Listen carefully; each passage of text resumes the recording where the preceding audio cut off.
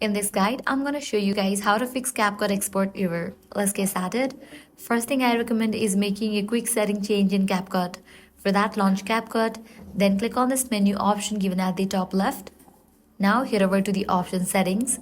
Now you're going to find different tab. Navigate to the tab performance. Now you'll need to uncheck for the option speed up hardware encoding. After that, click save and try exporting your video again. If you're still getting the error, here's what you need to do. Save your project and close CapCut completely.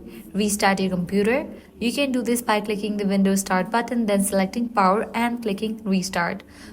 Once your computer restarts, open CapCut and your project again.